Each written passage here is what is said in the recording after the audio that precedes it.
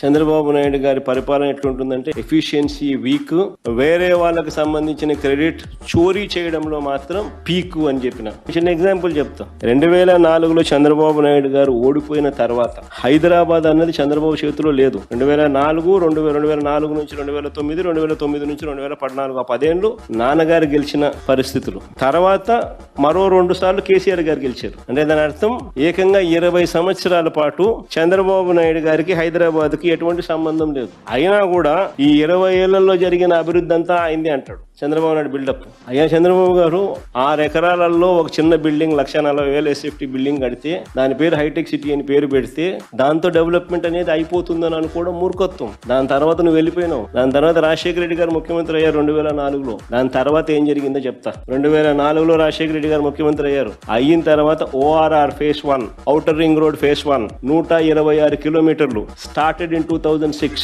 completed in 2012, which changed the Hyderabad city. PV Narasimha Rao Expressway 11.6 kilometers flyover, India's largest flyover, started in October 2005, completed 19th October 2009. Rajshekar Reddy gaరి హయాంలో GMR International Airport started March 2005, completed 23rd March 2008. ఇవన్నీ రాజశేఖర రెడ్డి గారి హయాంలో start చేయడము, complete చేయడము. 2004 నుంచి 2014 వైఎస్ఆర్ గారి 2 terms లో, అందులో మొదటి టర్మ్ లోనే ఎన్ని కంప్లీట్ అయినాయి. చంద్రబాబు నాయుడు దిగిపోయే నాటికి 2003-4లో రాష్ట్రం నుంచి, అప్పట్లో తెలంగాణ ఆంధ్ర కలిసి ఉన్న రాష్ట్రం నుంచి IT exports, IT and IT related exports చూస్తే 5,660 కోట్లు. 2004 నుంచి 2009 5 సంవత్సరాల్లో ఇవన్నీ వైఎస్ఆర్ గారు చేయగలిగారు. కాబట్టి ఐటీ అండ్ ఐటీఎస్ ఎక్స్పోర్ట్స్ ఎంతో తెలుసా? 2008-9 వచ్చేసరికి 32,509 కోట్లు.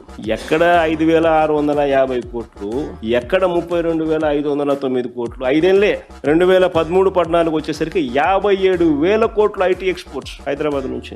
ఎక్కడ 5,650 కోట్లు అని చెప్పి నువ్వు అంతకు నువ్వే హైదరాబాద్ అంతా నేనే కట్టేసినాను, ఐటీ అంటే చంద్రబాబు నేనే అని చెప్పి చెప్పుకునే పరిస్థితి నుంచి సీ ద డిఫరెన్స్.